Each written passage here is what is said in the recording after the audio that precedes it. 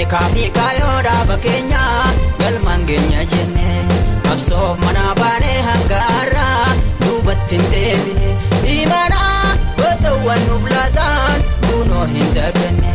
Imana gootawwan nuuf laataan kunoo hin daganne. Akeekaafi kaayoo jaallan keenya irra kufan galmaan ni geenya. Oromiyaan diigalma isheetti ni bilisoomti.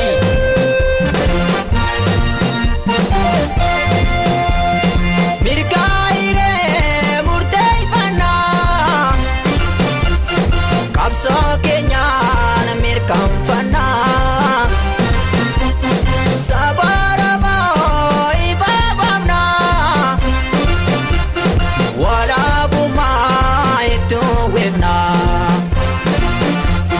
Mirga hiree murteeffannaa qabsoo keenyaan mirkaanfannaa saba Oromoo ifaafamnaa walaabummaa itti weefnaa.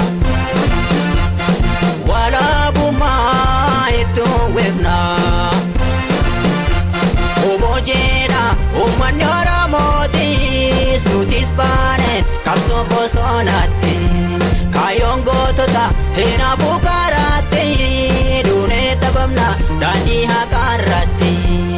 Obojeedha uummanni Oromootis nutis baane qabsoo bosonaatti kaayoon gootota hin hafu karaatti duunee dhabamna daandii haqaarratti. Kaayoon gootota hin hafu karaatti duunee dhabamna daandii haqaarratti.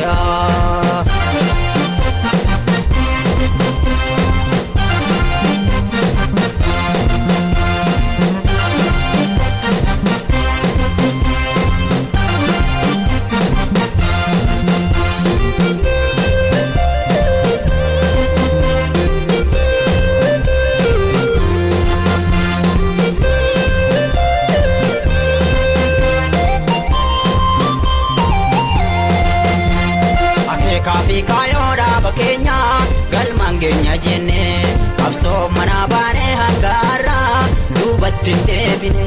Imana gootawwan nuuf laataan kunoo hin daganne. Imana gootawwan nuuf laataan kunoo hin daganne.